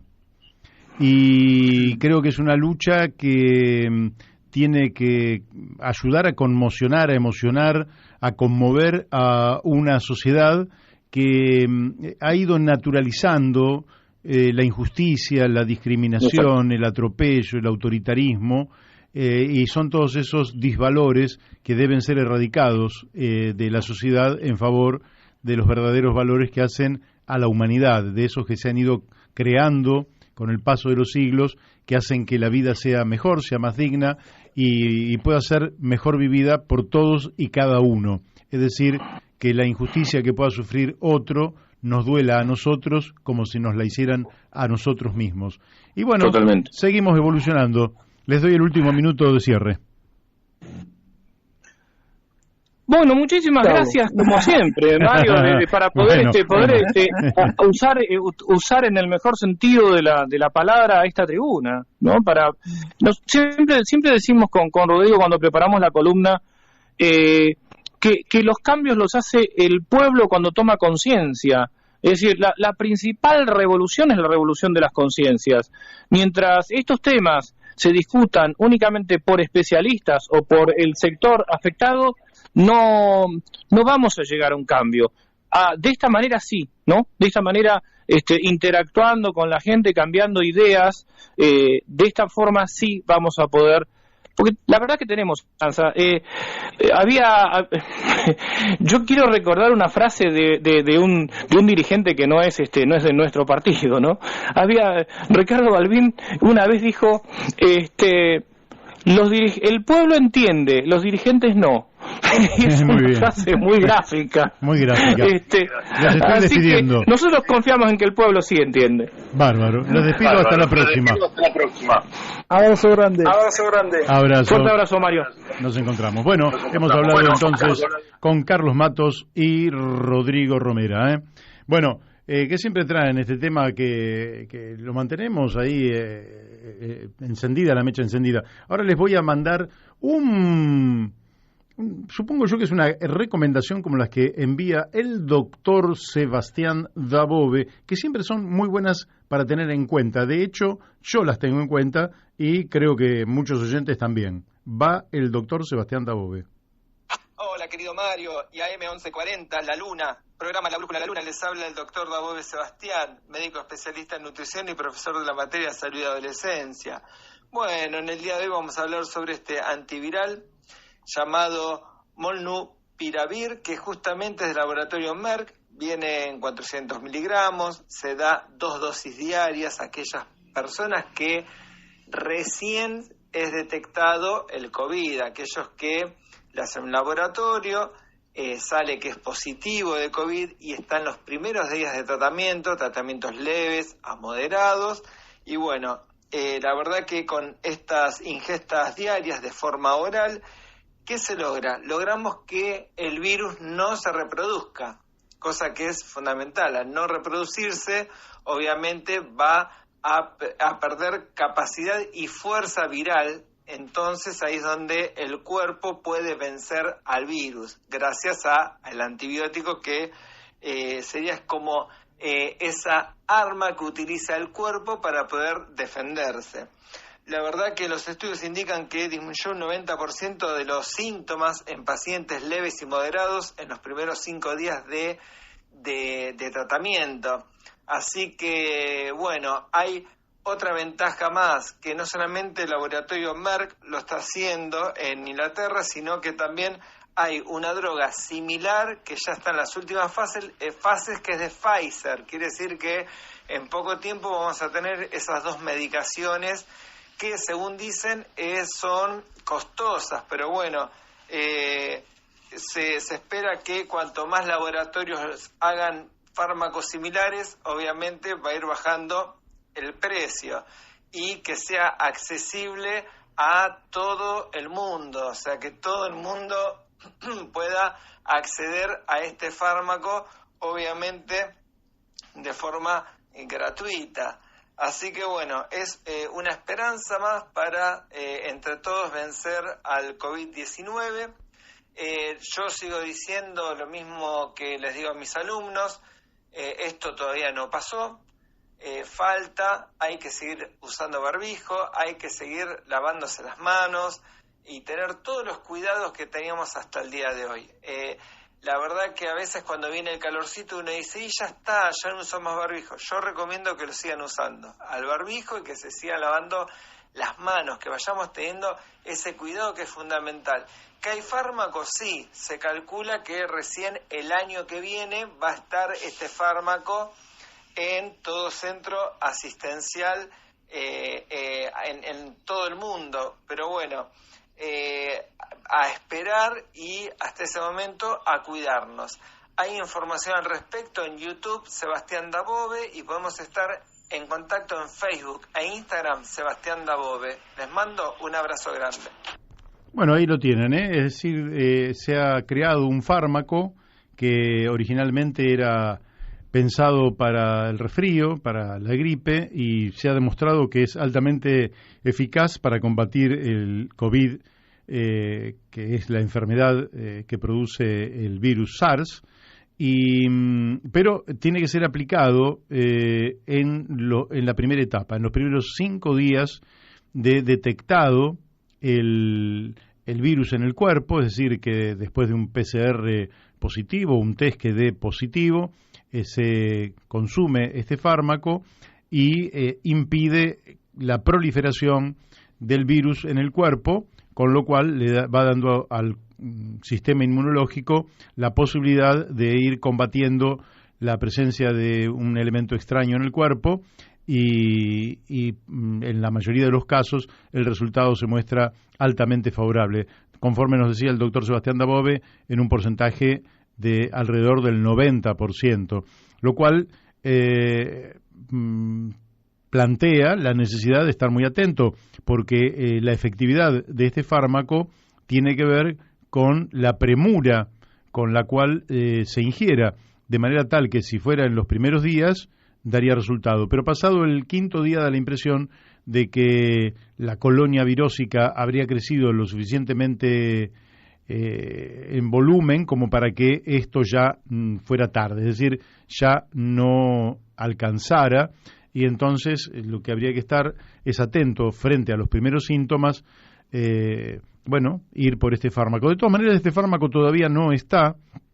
Siempre son noticias alentadoras en términos de saber que la ciencia avanza y que va incorporando nuevos elementos que surgen de la experimentación, y junto con ellos las posibilidades justamente de mitigar el efecto de esta enfermedad y de otras enfermedades. Pero de todas maneras, como nos acaba de decir el doctor Sebastián Dabove, habrá que seguir manteniendo los cuidados del caso, que tienen que ver o bien con el distanciamiento físico.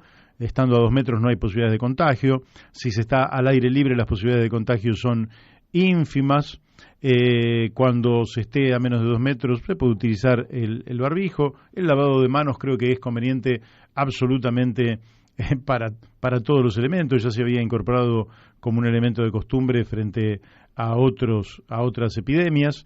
De manera que, son todos consejos útiles que hacen a la posibilidad de mantener de la mejor manera nuestra salud. Bueno, hasta aquí. Ahora vamos a señalar que que en la Argentina tenemos frente a cada elección tenemos siempre una cotización del dólar muy alta. Hoy está, hay tantos dólares en la Argentina, algún día esto habrá que resolverlo. No me voy a meter en el tema del dólar, que siempre aumenta el precio antes de una elección. Se dice que por incertidumbre, por necesidad de tener reserva de valor, dado que los pesos se licúan a una velocidad asombrosa. El mes de octubre tiene una inflación superior al 3%, la gente va al dólar, el dólar también pierde valor, pero todos en la Argentina creemos que siempre sube nominalmente, pero les recuerdo que estuvo 195 pesos en octubre del año 2020, por tanto que esté a 199 en noviembre del 2021 implica que el que compró a ese precio perdió plata. Pero es un tema un poco más complejo que lo vamos a dejar para desarrollar en otro momento. Ya estamos en contacto con Laura Deriu. Laura, muy buenas tardes, ¿cómo te va? Hola Mario, ¿cómo anda eso? ¿Bien? Bien, sí, ya un viernes que llegamos muy cansados, pero seguimos enteros, y mañana estamos saliendo para Colón. Ajá, Colón. ¿A cuántos kilómetros está Colón porque está Colón de Entre Ríos y Colón Buenos Aires? No, vamos a Colón Buenos Aires, claro. Y yo calculo que deben ser 200 y pico de kilómetros, 230 por ahí, Mira vos, ¿tenés idea cuántos habitantes? Sí, 30.000 habitantes. Ah, mira. Es y yo voy porque ahí tengo un amigo que es Néstor Iachi, y ¿qué ocurre? Es candidato a concejal, superó el piso con mucha holgura, y va como candidato, así que le vamos a dar un pequeño respaldo, sí, logístico, un respaldo anímico, de todo un poco. Todo un poco, porque la verdad que es alguien que ya transitó por el Consejo Deliberante de Colón, lo hizo de manera extraordinaria, creo que queda de él un excelente recuerdo. Es una persona todavía muy joven, en plenitud, que es mucho lo que le puede dar a Colón, que llega además cargado de propuestas para la comunidad. Y creo que frente a una política argentina vacía casi de manera absoluta de propuestas, uno ve caras, ve sonrisas, que digan te escucho o, en fin, frases huecas, pero no escucha una sola propuesta. Bueno, ahí en Colón hay un candidato que tiene propuestas y bueno, así que para mí va a ser muy lindo poder partir mañana tempranito para aquella zona. Mientras tanto, vos en Mercedes también, provincia de Buenos Aires. Uh-huh. ¿Qué pasa mañana en Mercedes, Laura? No, formalmente nada, o sea, no va por ahí, van a venir visitas, pero no, es informal, así que quizá tengamos visitas de alguna persona que trabaja en el área de agroecología, y bueno, veremos. Bien. Mientras tanto, agroecología, que es la agroecología es el futuro. ¿Por qué se le da tan poca importancia? Siempre digo lo mismo, ¿no? Hoy tendríamos que tener un ministro de Agricultura que fuera con ese perfil, pero lamentablemente seguimos con el mismo modelo mental y práctico, a pesar de que en las cumbres, como en esta de Glasgow, se dicen otras cosas, sí. Se suscriben acuerdos, pero se hace lo contrario. Por lo menos lo que va trascendiendo en estos días en los cuales comenzó esta conferencia de Naciones Unidas sobre cambio climático, que termina el 12 de noviembre, creo. El viernes que viene. Octubre. Sí. Y bueno, van surgiendo a partir de estos encuentros y de estas ponencias algunas cosas en claro, ¿no? Que después la cumplan es otra historia, porque ya venimos retrasados en el Acuerdo de París, que viste, se dice todo muy lindo, pero después cuando vamos a los hechos todos se hacen los distraídos. Sí, claro. En principio se ha logrado acordar 3 cuestiones. Primero, disminuir las emisiones en un 30%, que es muchísimo. Uh-huh. Para ahora nomás, para el 2030, faltan apenas 8 años. Uh-huh. Y eso incluye un acuerdo de frenar la deforestación. Muy bueno. Y proteger los bosques. Y es algo que a nosotros nos interesa mucho desde hace tiempo, porque nosotros hemos planteado ya en un momento, ¿te acordás? En el Instituto Argentino de Propuestas, sí. Un proyecto de deforestación cero, porque la ley de bosques, que otra vez más está desfinanciada, por eso te digo que se dicen cosas y Argentina ha suscrito este compromiso de frenar la deforestación, pero incumple con el presupuesto de la ley de bosques. Y de hecho, durante la pandemia fue una de las actividades que más se activó y que menos se frenó, la deforestación. Y los incendios. Que aprovecharon la pandemia para seguir adelante con el ecocidio. Y esto pasa en provincias que están gobernadas desde siempre, incluso en la década ganada, por el kirchnerismo, peronismo, dualdismo, como quieras llamarle, poner el nombre que quieras, menemismo, pero son siempre los mismos. Macrismo también. Macrismo, bueno, sí, por supuesto, pero por eso te digo, no hay diferencias, porque en los discursos se dicen unas cosas y Argentina es uno de los países que ha suscrito este compromiso, pero que después incumple o pide condonación de deuda, pero ¿a cambio de qué? ¿A cambio de seguir con un modelo tan destructivo?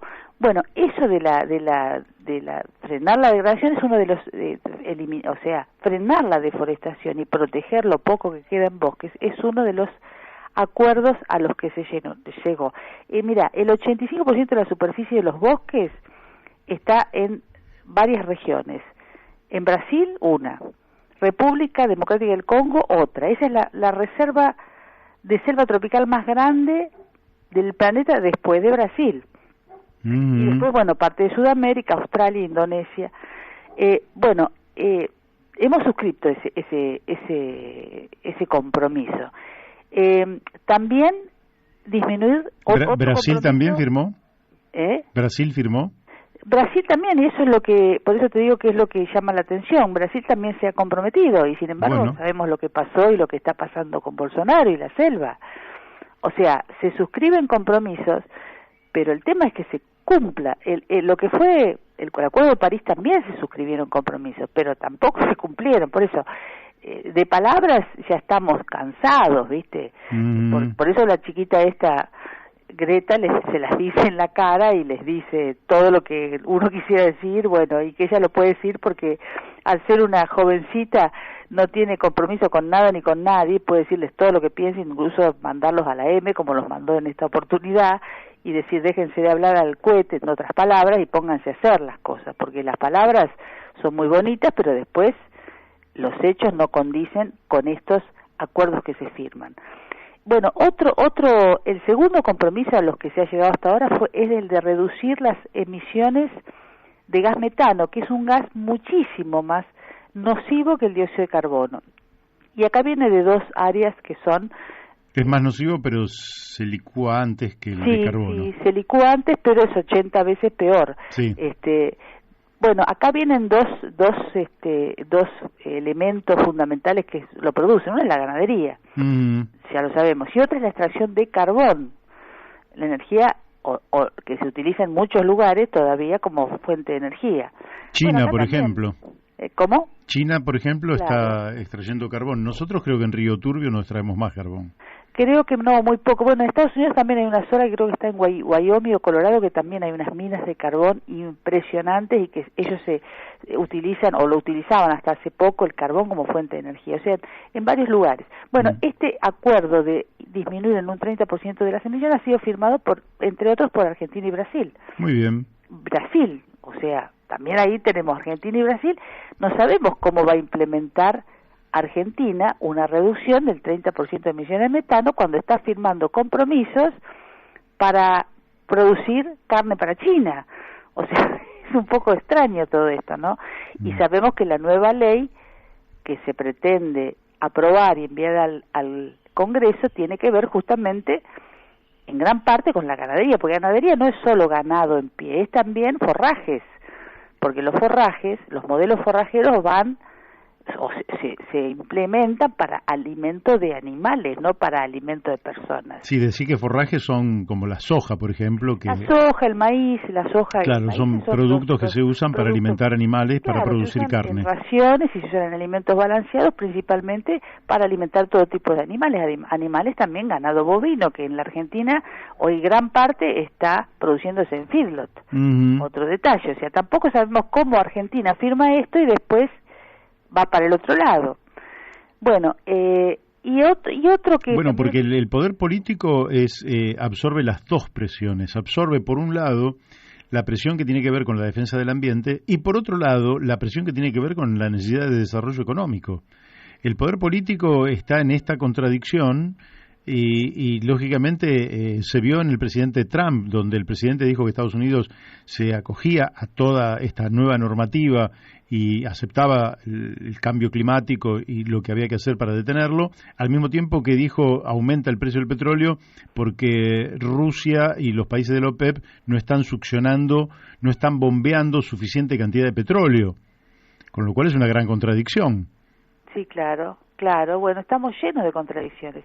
Inclusive en la Argentina, bueno, un modelo, vos decís, de crecimiento, pero este modelo forrajero, este modelo agroganadero no nos ha llevado muy lejos.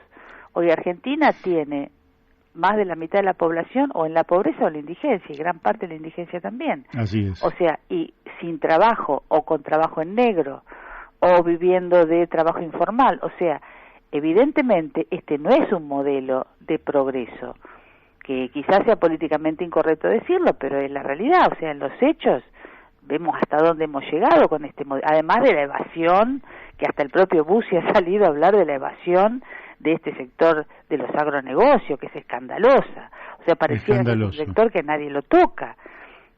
Bueno, y después también vemos lo que pasa con el Paraná y todo lo que se viene también de la mano de ese modelo, ¿no? Y después, algo que me parece muy interesante es que se aprobó un fondo de protección de comunidades nativas, indígenas, y de sus entornos en donde viven, porque se considera que las comunidades nativas son la mejor garantía que hay para la protección medioambiental. Mirá qué interesante. Pero con un detalle interesante, se van a destinar 1.700 millones de dólares en un compromiso público-privado, y se les va a dar ese dinero directamente a las comunidades, pero sin intermediarios. O sea, ese dinero va a ir directamente a la comunidad y la comunidad va a decidir cómo invertir esa ayuda, sin intermediarios, lo cual es bastante interesante. Bueno, quiere decir que hay una cantidad de elementos muy positivos, más allá de las contradicciones. Exacto, hay de todo, por eso te digo, la COP hay de todo, están los intereses de los grupos financieros, están los intereses empresariales, están las organizaciones no gubernamentales, están las comunidades originarias, están todo, el tema es después qué se saca en común, porque todos tienen voz y todos llevan sus propuestas. El tema es después qué se saca en común y qué grado de aplicación y de compromiso efectivo en los hechos tienen los acuerdos que se firman. Pero tiene una cuestión también, Laura, que es que cuando tantos presidentes avalan una cuestión, arrinconan a los terraplanistas, a los negacionistas, los arrinconan, y yo creo que legitima esta lucha, que no es una lucha de locos, sino que es una lucha por la vida. Exactamente, es que justamente todo lo que se plantea tiene base científica.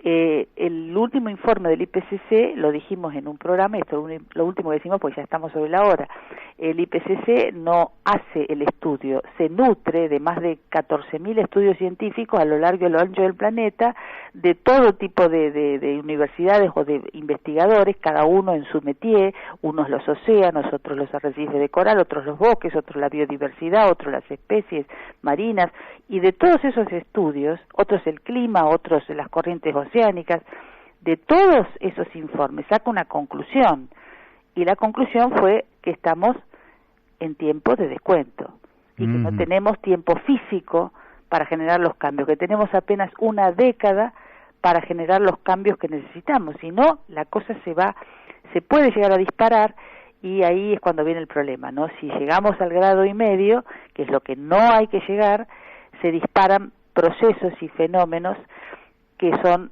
prácticamente incontrolables y que actúan como un efecto dominó. Efectivamente, es como cuando le dicen un paso al frente y en el frente está el precipicio. Hasta ese paso anterior estaba uno en tierra firme, pero ahí ya está en el precipicio. Laura, ¿qué te parece si la semana que viene charlamos sobre el tema de los océanos, que se habla poco dentro de todo? Bueno, ¿cómo no? ¿No? ¿Lo dejamos como materia pendiente para la semana que viene? Perfecto. Bárbaro, entonces por hoy te agradezco, ya son y 55, me están pidiendo el estudio. Bueno, y buen viaje y saludos a los compañeros de allá de la ciudad de Colón. Muchísimas gracias. Mucha suerte. Se lo transmitimos. Bueno. Bárbaro. Chau, Mario. Chau. Bueno, hemos hablado con Laura Deriu, nosotros nos estamos despidiendo hasta el lunes, que tenga un lindo fin de semana a todo el mundo. Ahora no se mude de Radio La Luna porque viene Independiente Rey de Copas a cargo de Oscar Argañarás. De mi parte, el lunes a las 12 del mediodía nos volvemos a encontrar como corresponde. Chau.